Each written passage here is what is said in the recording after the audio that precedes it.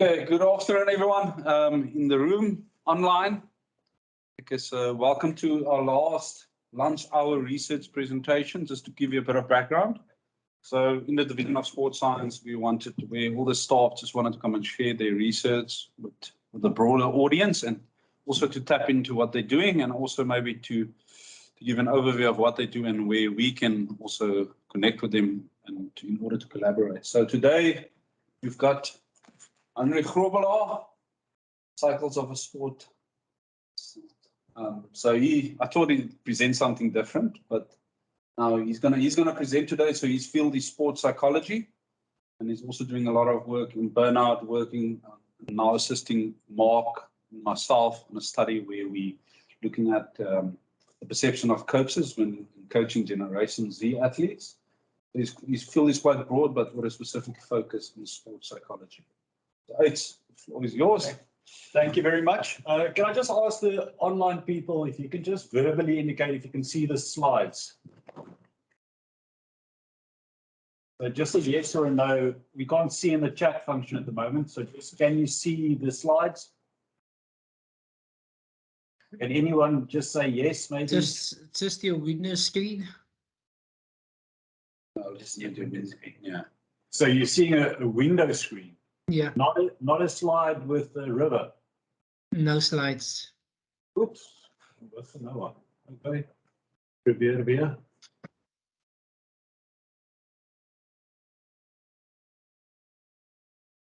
No? Should be. Yeah. Is it for praat? I can see the slides, by the way, if that helps. Okay, can you see it, Eric? Yeah. Is it Dr. Derek? Dr. Ja, Derek, nou sien ek two screens. I think nou it's sien ek manne wat oor 'n rivier stap met hulle bicycles. Met daai fiets op hulle okay, Yes, dis presies. Okay. That's what you would see. Okay, good afternoon everyone, and thanks for joining. Just a disclaimer right at the onset, I'm not a registered psychologist, but I can call myself a psychologist, and you can pause in the middle of that sentence depending on how psycho you are at a particular time. This photo here was in March when I was on my sabbatical. That's what you're doing. So I decided it's fun to go and cycle and swim across rivers for 6 days with 7 of my friends. A 500-kilometer event. The first 3 days you do 100 kilometers, but you average 10 kilometers an hour. So you're not allowed to use GPS. You got to work off maps. And this particular photo was just after lunch on day 1. So the first 50 kilometers took about 3 hours. So we were really fast. And then the next 50 kilometers took 12 hours. So where we anticipated a 10-hour day, it ended up becoming 15. Because this river here is the Umkomaas. You're supposed to cross it to swim through it, but it was in flood. So we had to just drift downstream for a few kilometers. Then I thought to start off by looking at the cycles of life based on cycling photos. Just to say that those of you that know me might know that I don't quite do things in the right sequence necessarily. That courtship phase, my wife and I will never attempt to cycle on a tandem together. It will be the end of our marriage. We've made that decision before we ever tried it even. I had a fairly late entry into parenthood, and for the last 4 months that has been it's not like that photo shows there. You cycle and there's just someone tagging along. It's been the most challenging 4 months of my life. And then if you think I'm in a midlife crisis, that's just really how I look if I'm on a bike, because I'm too tall for the average bike. And I've tried the beard thing there with the eccentric old age. But if I end up riding here with a single bike or with a, what do you call it, a unicycle, then you might say it's time for me to step aside. Doesn't want to look. Okay, so here's the Inkululeko challenge. That's the event we did. This is the reason why day one took so long. Because of COVID, the escape route, because we couldn't cross the river, we had to bundubash. And we basically bundubashed for about 5 hours to cross through about 3 kilometers. This photo was taken because about 50 meters before this, so the guy wearing red, he's the guide. And coming out of the water, he tore his front wheel, the outer tire. And whatever you need on this event, you've got to take along. So none of us took an extra tire along. So he tore his tire. And when I got to them, as they were starting to fix it, they were actually standing on a python. Like seriously on a python. I thought it was someone's leather bag that dropped to the floor. Then I saw this leather bag was curled up, so it was a big python. So they just moved 50 meters further, fixed the bike, and then we started bundubashing. It took a very long time to get through this bush because of COVID, no one used this escape route for about 3 years. We were the first people who tried. But yeah, we ended up cycling for 6 days through the southern Drakensberg on the foot of Lesotho. And recently, one of my colleagues, Prof Heinrich, she's not here now, but she asked me a question the other day. She asked, do you no longer cycle because you are never injured anymore? Here's part of the reason why I'm no longer injured is nowadays I carry my bike on my shoulders. So this was the last day in which you basically cycle for about 10 kilometers. And you put your bicycle on your shoulders and you climb over a mountain the size of Stellenbosch Mountain. So for 5 hours, you basically hike over a mountain. But this was fabulous. This was 6 of the best days of my life. In the jungle photo on the left, on that day, some of the ticks got hold of me. And the night after we completed the event, I developed tick bite fever. I haven't been ill as badly in my life before, but I made it. And guess what? There's a follow-up to this story. We might end up doing the next phase next year. Okay, just reflecting briefly on this year. So one of the highlights initially was graduation day, I think in April, where 3 masters and 1 PhD student graduated. But what's more remarkable about this was each of them and the individual stories that I'll maybe allude to in the space of this presentation. Another highlight was actually moving back to my old office with a spectacular view. This was a photo that I took this morning when I wrapped up this presentation. All right, so very briefly, 2022, I was on a sabbatical for 6 months. The idea was to rest and to think. I attended a few meetings. And yeah, anyone in academia would know that you've got to publish or perish, and that's still a work in progress, but I'll be able to report back a little on some of the experiences in this regard. I was planning or hoping to go to Ghana to visit 2 of my PhD students there. That trip hasn't materialized. I made a very late decision to attend a conference in Italy where 2 of my students presented, so that was a unique experience. This semester, I'm teaching, so at the beginning of the year, that particular photo had a mask on, and I'm grateful to say that I don't need to wear a mask this semester, but 3 modules in 1 semester is quite a lot. I've also got 5 current postgrad students. The idea was also to rebuild or to establish new collegial relationships. I will give myself a fail on that. I'll also fail myself on trying to contribute to a new, better department by keeping the leaders accountable. I've reverted to saying that I want to build towards a better division of sports science. And I've had a few coffees with Wilbur throughout the year. Nowadays, we use code language. If he tells me he wants to go for strong coffee, we still drink coffee, but I then know that there's something wrong that he needs to speak to me about. So we've had a few strong coffees, and I've also requested a strong coffee with him one of these fine days. But here on the right, you'll see the intentional 5-year plan is to do more focused research, to reapply for rating with the NRF, because my rating will lapse at the end of this year because I didn't publish in the last 5 years. There's also talk about a continental congress I'll get to a bit later on, trying to get 12 students going to Sweden in January, February. And I'll reflect on this maybe next week when we speak, when we've got a meeting on research for the next foreseeable future. All right, so just very brief, I had 1 PhD student who's also a colleague in our department, now in the other division, Dave Skinstad. And in this particular study, quite a few of the staff were involved over the space, or the course of the couple of years. But eventually she came up with a grounded theory on how and eventually how players transition through and out of the professional player pathway in South Africa. It's obviously now a challenge to try and get this written down in article format. I see 2 articles and 1 book chapter from this work, but I haven't seen anything in my inbox.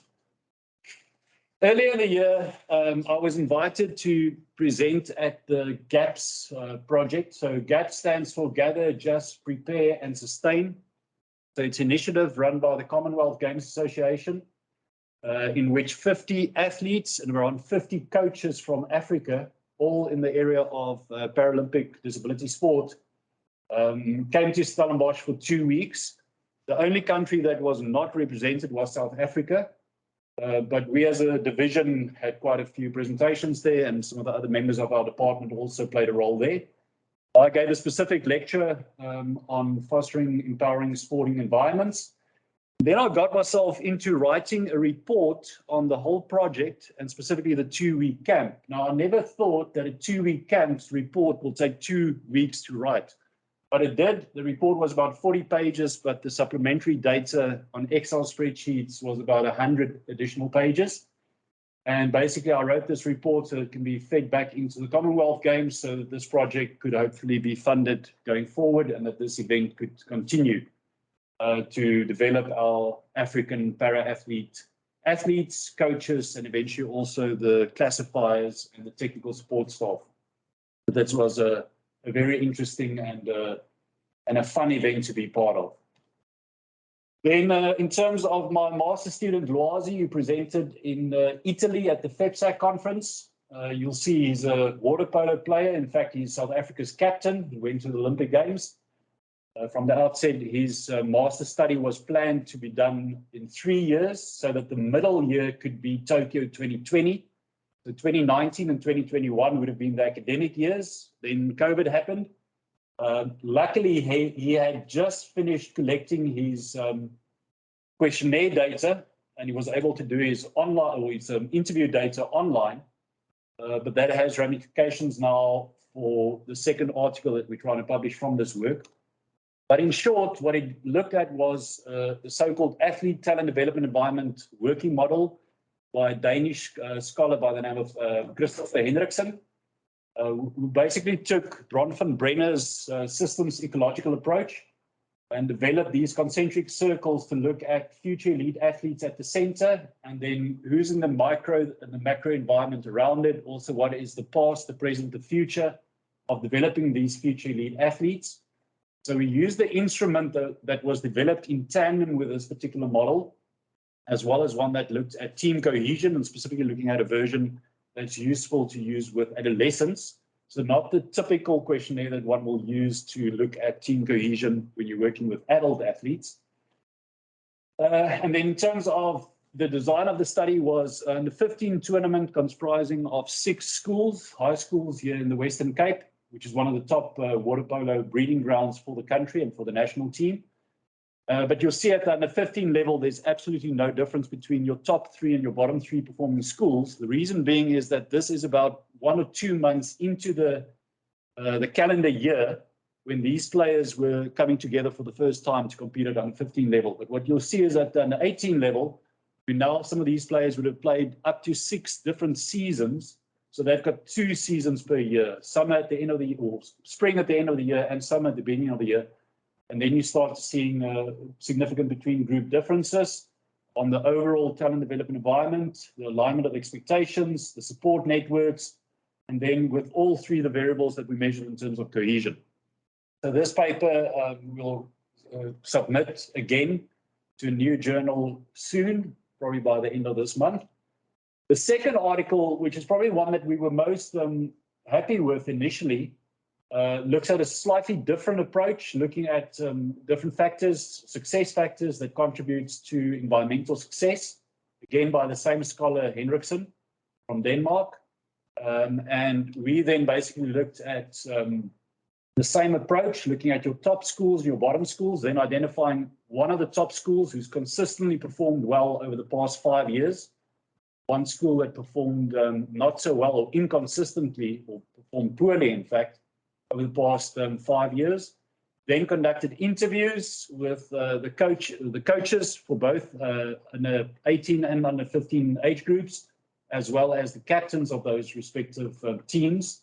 And then we analyze it through a case study comparison design, looking at the preconditions, the processes, the achievements of the teams. Now, obviously, achievement was the criteria that we used to define case 1 and case 2, but then specifically looking at the organizational culture and how that is affecting these players and these environments on 3 levels, those being artifacts, inspired beliefs and values, and some of the basic underlying assumptions. Now, the problem with trying to get this work published is we got very good but extensive feedback from an international journal.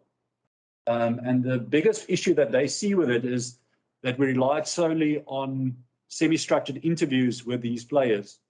But because it was the COVID era, we couldn't actually go to the schools, do any observational work. And that is apparently quite crucial for this type of research, to go into that environment, become embedded within it, to make sense of those environments, to draw the conclusions from.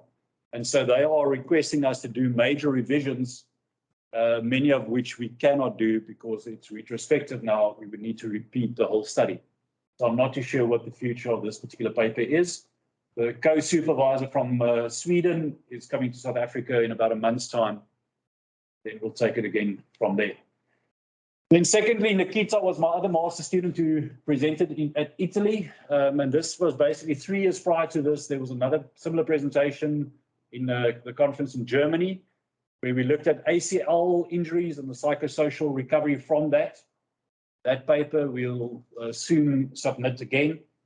And then Nikita followed up specifically looking at what happens around the return to competition, and specifically looking at the psychosocial and the psychological readiness to return to competition.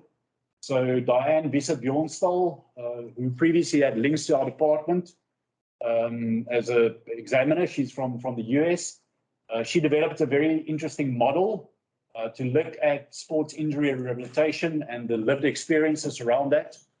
But we decided to use that particular model to interview 7 athletes twice, so before their first competition and after their first competition. And this study, and there was also quantitative data.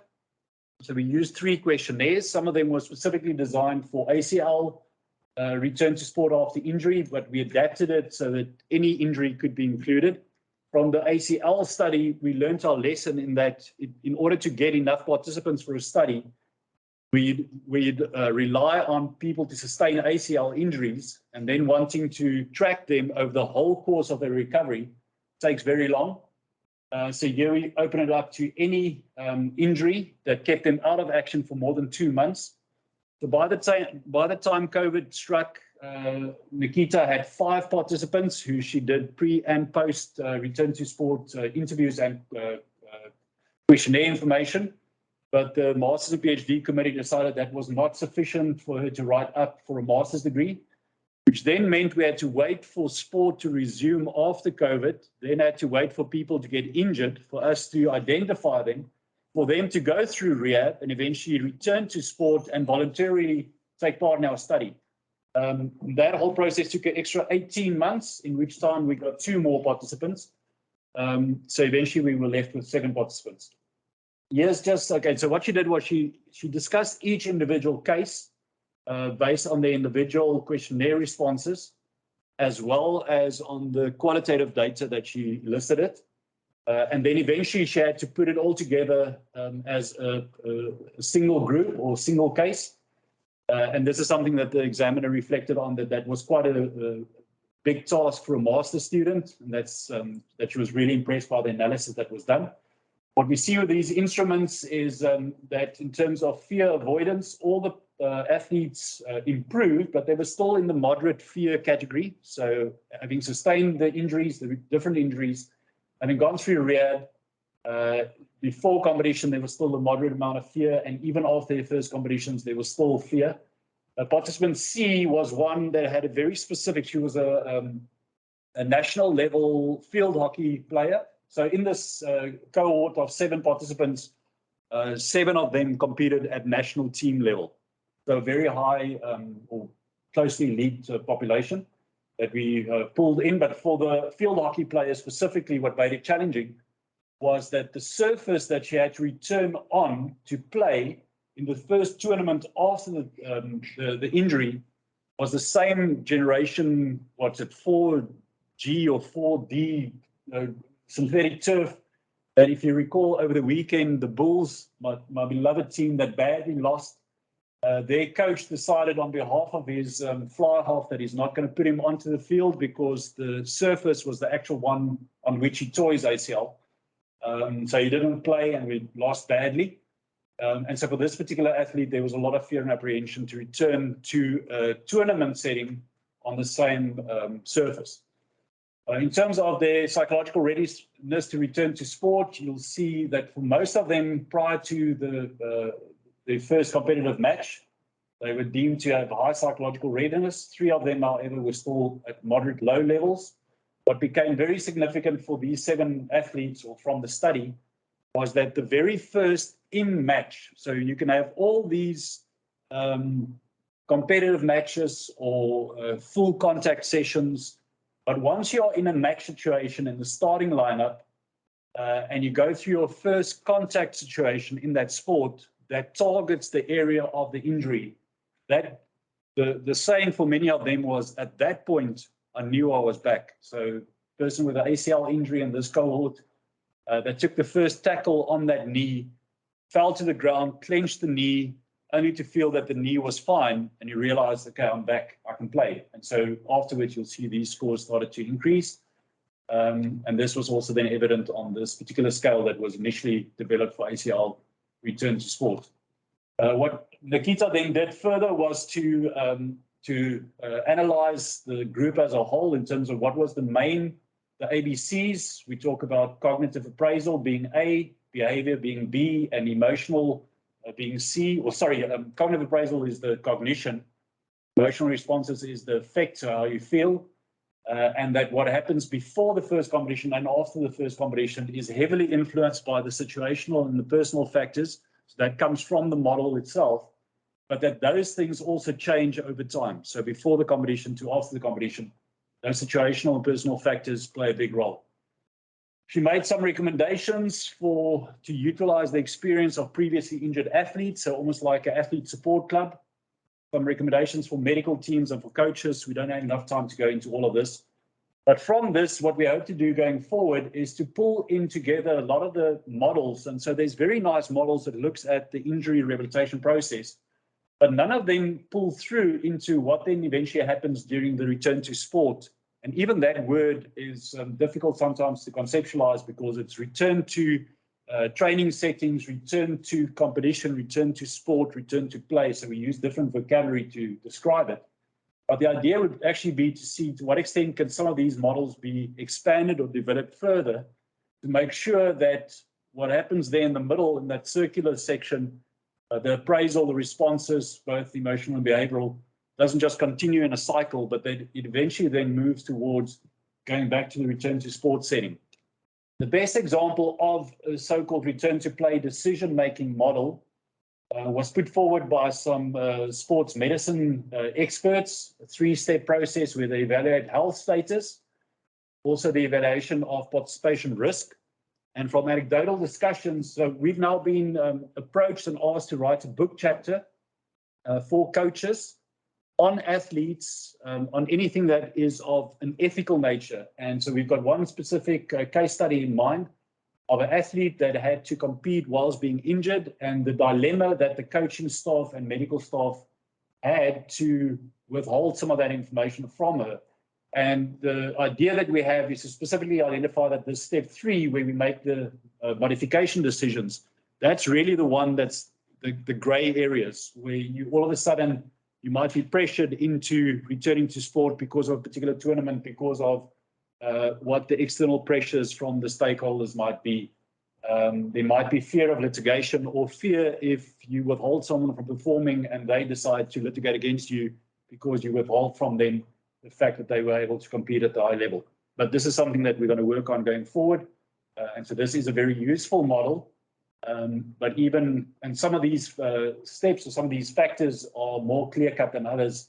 The bottom ones are the ones that brings in some of the gray areas where collective decisions need to be taken. Okay, so we were 3 South Africans that attended the conference in Italy, which is a lot less than normal. I'm worried about sports psychology in the country. I don't know who's left at the different universities really to take it forward. But last evening we had a few fizzy drinks that was quite nice in a restaurant that's probably close to 300 years old. The university in this town where the conference was held celebrated its 800th anniversary this year. So that's why it was held in Padua in the northern parts of Italy. So recently I hosted these fine gentlemen from Vrije Universiteit Brussels. Now, man, oh man, that 9 days became really intense. The first 7 I was full on busy and involved with them. A very productive week. Obviously now the big work needs to be put in for afterwards. And we really tried to get them to experience the Cape and everything we have to offer here. That photo is taken from Boschendal. So whilst we were here, we had an online conference that some of you even saw some people attending now online that also attended. We had a bit of problems. I couldn't log onto the system in this room where we're sitting today. I was sitting in my office, directing affairs from there, top floor. They were sitting here presenting to an audience that at one point there was about 50 people involved in this online presentations, also coaches from multi-sport, etc. We also had not a power interruption, but when the power came back on and the generator shut off, everything got stopped and we had to reboot everything. And even though I warned people in advance that it might happen, especially the people in the online space was really concerned what had happened now when all of a sudden Stellenbosch just disappeared from the online space. But we had 3 presentations that evening. Then this, I'll also reflect on this maybe in about 2 weeks when we have our strategic planning. So I invited all students actually from the department, postgrads. I called it the Gimme 10. So each student got a total of 10 minutes, but they could decide how many of those 10 minutes they wanted to speak and how many minutes the panel that was here from Belgium were able to give them some feedback or input.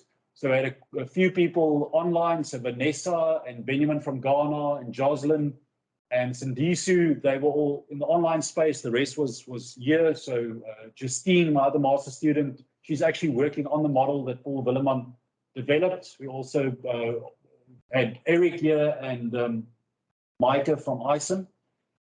And Annika that's sitting here with us now presented what was the plan for a PhD. And what made it really interesting was not so much what I think each individual student got from that particular event. Mark sitting here, he was also there. But didn't make the slide. You didn't make. Is there in the corner in the right, attentively listening to what Yolande is saying. But what I thought was really nice about this is that apart from what each one individually got, maybe a few links to articles or who else is working in a similar area in Belgium or somewhere, what other connections they had, was for these 10 students for 2 hours to actually be exposed to what the others were doing. Because one of the things we struggle with in this department, maybe more so now, is a thing called silositis. We work in our little silos, and the students also experience that. They work in a lab or in an office or in a space somewhere, and they don't meet and greet and be in contact with each other all that much. And this was a unique experience for them, just also to hear and to listen and to brainstorm with others that's busy with their master's and PhD studies. So I really think something that, as a division, we could consider doing going forward. Right, then last weekend there was the IFSMC, so the International Festival of Sport and Exercise Medicine Conference. So there was a lot of different conferences grouped together, and then they decided to give it a festival name. But that's where Sindiso presented his paper on the prevalence of the relative age effect among high-performance university athletes, where we matched them to an age match cohort of students. So we used 5 years of data from Stellenbosch University, something like 43,000 unique student IDs, from which we figured out that there's even a relative age effect among students. So academically speaking, there's a lot of literature also that you perform better if you're born early in the year. So we wanted to see how the student athletes would compare to that particular cohort. And what is very clear is that in some cases, as this quote is saying, no amount of intellect, effort, or skill can overcome this one fact of life. When you are born makes a difference. The other thing that makes a huge difference in sporting success is choosing your parents wisely. Genetics. The rest you got to learn over time, but who your parents are and when you are born, that plays a big role. As you can see here, there's 3 sports that are significantly affected by relative age effect, that being cricket, rugby, and swimming. But you'll see a trend across most of the sports where those born in the first 3 months of the year have a higher likelihood of being selected by the time they get to university. So just to put it out there, that Sindisu's study initially never intended to just look at existing data, to mine data that was there on the high-performance sport codes at Stellenbosch University. He wanted to do hands-on research for his master's. But because of COVID, he actually had to change his whole protocol twice. And all 3 of his protocols eventually got approved, but the first 2 couldn't materialize because there was no sport happening in the country. So he eventually just looked at existing data. What you'll see is that cricket, if you're born in the first 3 months of the year, you have almost a 3 times higher likelihood of being selected into the team. The same goes for rugby, 2 times as high. And if you're born in the last 3 months of the year, you have a 2.6 times less likelihood of getting selected into the team. Swimming, there was a relative age effect. It doesn't follow the exact same trend with Q1, the first 3 months of the year being overrepresented. But that has to do with, in part, a slightly smaller sample size, as with some of the other sports as well. So cycling, water polo had the same challenge. And what is interesting there, and again, it could just be by chance because of a small sample size, what we observed there with cycling, that it might have to do that. So there is literature out there that suggests that in weight-bearing sports, or let's say anti-gravitational sports, so any sport where weight becomes your enemy, where power-to-weight ratio becomes important, then, for example, being born later in the year might again be placing you at an advantage. We also know there's a so-called reversal effect, but we didn't account for that here. And Sindisu might explore that as one of the articles in his PhD. The good news is that his paper has been accepted. And so I just want to remind our colleagues that whenever a student's paper is accepted, they can get up to 5,000 Rand from the faculty, and that the staff member gets 2,000 Rand for that as soon after there's an acceptance letter that we can submit to Tanya and Tashwal de Wet, they're administering that. So make use of that. I think there's actually a call right now that closes at the end of this month. So as long as you can prove that your paper will be published in a subsidy earning journal, you can get that money. And for the students, that could either go into their student accounts or into their bank accounts. All right, what I'm quickly going to show you is the presentation that I presented 2 weeks ago at the IFSMC conference. And no, you're not at a zoology conference right now. Later on, the big 5 will make their appearance. So it's about a sports psychological assessment tool, developing it, or showing how it was developed, and then preliminary validation data of that. So just as a background, is to say that when you develop an instrument or a questionnaire or a survey or something, if it's a validated survey and it has to be valid and reliable, there's usually 3 phases. In the first phase, you develop the items, the specific questions for the instrument. Then you end up doing a lot of different steps to develop the scale or the instrument itself. And then at some point, you've got to have data, independent data set to actually evaluate that particular scale. That is common in the fields of psychology, even medical research, health sciences, and you got to have psychometrically valid instruments to use. So this is based on a master study that was done in 1998 by a student from our department, Kerry Ann Wheaton. Lay dit 'n klokkie, Prof de Blanche. Right, so I only know this instrument that because in 1999, the year after this was published, I was exposed to this questionnaire when I was doing my honours degree at the Northwest University. And so what happened in this particular development of this instrument was that there was 2 phases. In phase 1, the literature was reviewed, identified 7 mental skills. They generated 82 items. In phase 2, that was then given to student athletes from Stellenbosch University. And also to retest reliability. For that, they used sport science students. Seemingly looked fine, and eventually we ended up with a 60-item questionnaire called the Psychological Skills Inventory that comprised the 10 best correlating items that measures achievement motivation, goal setting. Then there's activation/anxiety control. And the reason for that is that it was very clear that this instrument was initially developed to measure activation control, which includes anxiety control, but later on some scholars started to label this as anxiety control. And then there was maintaining confidence, concentration, and mental rehearsal. The 7th skill, that being coping strategies, some of the items were incorporated into the eventual scale and contributed to each of those 6 subscales or factors. So up to date, this instrument, as far as I can gather, has been used in around 10 research publications, or at least in 10 publications. The Cronbach alpha values for the respective subscales were reported. That's quite important because the instrument needs to be valid and reliable in terms of the way that it was developed. But then you also got to do those alpha values, the interreliability coefficients, for the population that you are using the scale with. So even if a scale is valid and reliable, it's not to say that your population will find it reliable. But this is one measure to actually see if the participants just, ticked off all the responses. So they gave extreme answers or ticked all the 3s or whatever. So this is one way to see were they serious about, completing the questionnaire. If you look, there's 3 articles there, Elof et al., Lawless, myself in 2018, that used it, that had very high alpha values. But you'll also see some studies where the alpha values were really, really low. So they should be above 0.7, at least. And so you can see that in some contexts, the instrument, there's something wrong with the instrument. So this became really problematic, and that then begs the question, we got to look at the scale validation and use independent sample for that. So if you can recall, some of you might recall the CISA high performance, or the so-called OPEX program way back.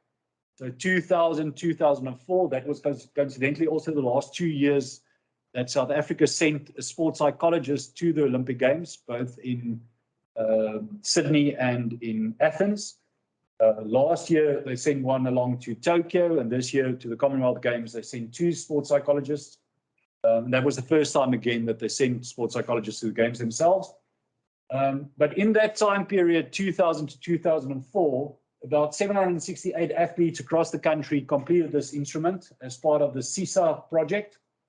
And from that, then Prof Potgieter, who was the supervisor of the Wheaton study initially, along with Prof Martin Kidd, they analyzed the data and they found that initial questionnaire was not suitable. They then revised it and came up with a new instrument that measures 3 subscales: concentration, stress control, and confidence. So only 13 of the initial 60 items were retained, which meant they had to write 2 new items so that the confidence construct will also comprise of 5 items. So a 15-item scale that can measure those 3 things. Now, the problem is that even now with the data set that I have of around 540 athletes, one of the items that they wrote for confidence isn't actually contributing to confidence. It's contributing to control. So this is just a sideshow or side note on this presentation, that the PPP itself is also not valid to be used, and so that one should be cautious when you use it. Okay, but still, I had a large data set, and in 2016, I started this process where I determined the psychometric properties of the original Wheaton PSI. So there was 1,610 de-identified data entries collected over the space of 15, 16 years from 23 sports, more men than women, but a large cohort for both. And so we conducted a confirmatory factor analysis on the full data set. But the results showed that despite good satisfaction or satisfactory goodness of fit indices, so there's about 6 different tests that you can use. 4 of those had good fit indices. The 6-factor model was rejected because of poor item loading, standardized estimates, and extracted variance for all 6 the subscales. So in conclusion, we can say that you should not be using the PSI. It's not valid, it's not reliable. So then the follow-up aim was to see, can we still do something with this instrument? Can we develop a new tool from this data set, from the initial items, that might still be useful in assessing psychological skills and mental states? Even just those wording their psychological skills, mental states, that becomes problematic because a question like, what is self-confidence? Some people might see it as a psychological skill. It's usually labeled as that. But how do you apply the skill of self-confidence? So more and more people are saying, well, it's a psychosocial construct, a psychological construct. And so the wording and the terminology that you use in some of these instruments are becoming quite fuzzy. So how did we go about doing it? We split that 1,610 participants into half to give us a train set and a test set. We then did exploratory factor analysis using Oblomon rotation. And this process suggested 5 factors that accounts for 44% in the variance, which is still fairly low. We then screened all the items that loaded more than 0.4, and we removed it not on statistical reasoning alone, but theoretical reasoning. If there was any reason why a particular item should not have contributed to a scale, we deleted it. So if there was a weak argument, we did some additional tests. Trust me, this was done by a statistician. So they were done correctly, but they are sometimes just a little bit above my, I don't do so well with all these figures and these numbers. And so we ended up repeating the confirmatory factor analysis on both the train and the test sets. Both showed good satisfactory goodness of fit results, again using the same 4 tests as before. Here's then the explanation of each of the 5 factors. So factor 1, we labeled as freedom from competition worries, because all of them had to do with worries, concerns, fears. The one, number 40, that was the initial item number 40, my confidence tends to drop as an important competition draws near. It's likely that freedom from competition will negatively affect confidence. But for that particular statement, the fact that your confidence might be dropping doesn't mean that you've got a fear or that you're worried about failing. So we removed that one, still left us with 8 items. And there you can then say the initial EFA as well as the 2 CFAs that we conducted. So the first factor is freedom from competition worries, because all the items were phrased in a competitive setting. And the second factor is goal setting. The third one is visualization. So all of these refer to visual cues. There was one right at the bottom that the wording says, when I mentally practice my performance, I try to imagine what it feels like in my muscles. So that's kinesthetic awareness. We omitted that because all the others had to do with visualization. Then we decided that item number 18, that used to be negatively phrased by saying, I find it difficult to visualize clear mental pictures. We've now changed it to, I find it easy. It just makes the scoring of that particular subtract a little bit easier. Then there was competition confidence, 8 items that contributed to that. And then competition concentration, some of them still use reverse scoring. So then what we end up with is a 5-factor instrument that measures those 5 subscales. And that's where the wording or the naming of the instrument became a bit of a challenge. As I said earlier, there's this thing about psychological skills and attributes and concepts and constructs and all, but also just, the wordplay around the Stellenbosch mental skills inventory. So calling it the STEMSI, but to realize that we already have a STEMS, the Stellenbosch mood scale. So what do you call this thing? But one of the luxuries of being on a sabbatical is you can put in leave and go on a safari with your wife. So that was actually my wife's, my mother, sorry. My mother's 70th birthday party that was supposed to be held in COVID that got postponed. So earlier this year, we eventually went to Mabalingwe Lodge. We saw a few of the wild animals there. There's a couple of rhinos. And I thought, okay, I'm dealing with 5 subscales. Why not match each of them to one of the big 5 animals? And so that's where the zoology lesson comes in. And I took a lot of, there was a lot of thought that went into linking each of these subscales to each of those animals. And the idea is to assess the athlete. And so this was my first sport psychology client that I've had for the last 5 years. So the 4.5 years that I was head of the department, I didn't have time for a single consultation. This was the first one and the only one I've done today. And this particular athlete presented with, or came to me because of a lack of confidence. But from the interview that I did with him, with the sport clinical intake protocol, it became clear that a lot of the source of the lack of confidence had to do with his teammates and the environment in which he was competing.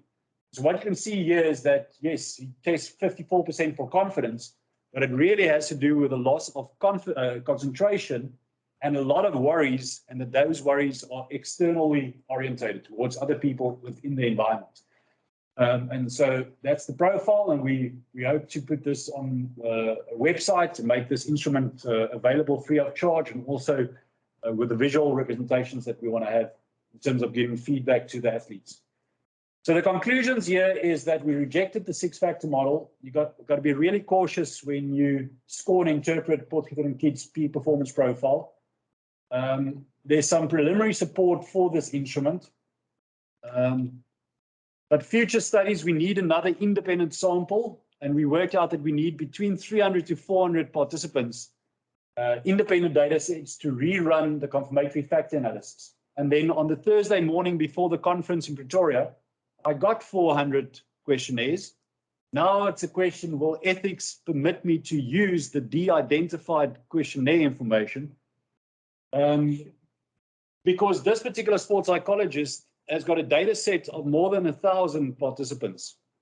So she's been using this instrument. This is really the problem with this instrument, is that because it's not valid and reliable, she's been using it. And the way in which she uses it still allows you to draw a lot of conclusions from the individual items. But to redevelop the scale and come up with something that is more valid and reliable is definitely necessary for applied practitioners like herself. And she's got more data, but I'll first need to see if I can use this 400 data sets that I got.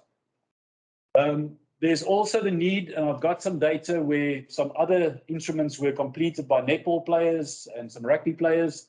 And then there's some further things that we need to do. Usually what you do when you get a questionnaire like this, and especially in a context of like South Africa, is you want to translate it into other languages. And as important as that is for cross-cultural research, you first got to get a scale or a tool that is valid and reliable before you go through that effort. Otherwise, you're wasting time and money. But this is the long-term plan with this particular instrument. So there I thank Prof Potgieter and Prof Kidd, and I could not find a photo of Kerry-Ann Wheaton. To this day, I don't know how she looks, and I can't find her on social media, but I'm not on what's that other thing, Facebook. So I didn't even know how to properly search for her over there. This is just one thing that I picked up just before COVID happened. There's a scholar from UWC. She did a PhD, and part of the project was to actually develop a children's book on sports psychological attributes and skills for children using animal analogies. That's probably where the big 5 analogy came from for this instrument.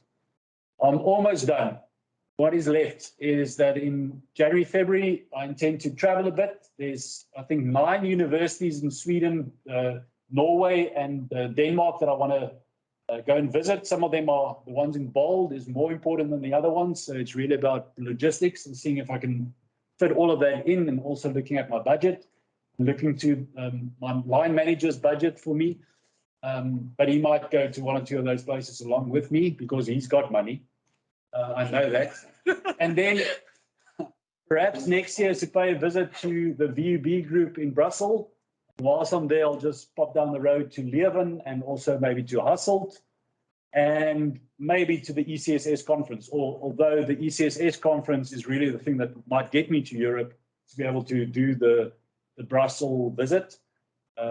If I don't have money to go to ECSS, then this trip will not happen next year. What happened as a result of the Belgians coming here and our involvement in the international sports psychology scene for many years is that the ISSP, the biggest international society for sports psychology, they all have a membership or management council of 16 members. They want to come to South Africa. They're coming to South Africa next year, September. The intention right now is to have the conference in East London because the Eastern Cape Academy of Sport is willing to invest in this conference, because we got to pay for all 16 of these management council members from the moment they arrive in South Africa. That's really dodgy if there's about 4 people on your South African Sport Psychology Society. So I need more members and more people that's willing to work on there. If not as a backup plan and not a financial backup plan, although it might end up becoming cheaper to have it in Stellenbosch during the September recess, and maybe trying to join hands with the coaching summit. I will discuss this with you going forward. Okay, there's some what I'm busy with or still interested in and what I'm going to do long term, but I can see that we've run out of time. So just to tell you that I intend to spend more time on my bicycle. In the last 4 months, I've spent 10 hours in total on my bicycle. I hope that will change soon. So thanks for your time and for attending and my interesting talk on animals in the zoo. Okay, thanks. Oh, thanks for the hand clap there. Okay. Right. Okay, I'm so grateful for this presentation because a lot of things was revealed that I need to be aware of. So I'm going to allow any questions, and I've got a couple. Not related to where my name was mentioned, but Annika had 'n vraag. Annika, let's go. Dis nie 'n groot vraag nie. I just was wondering with the relative age effect where that Cindy so did.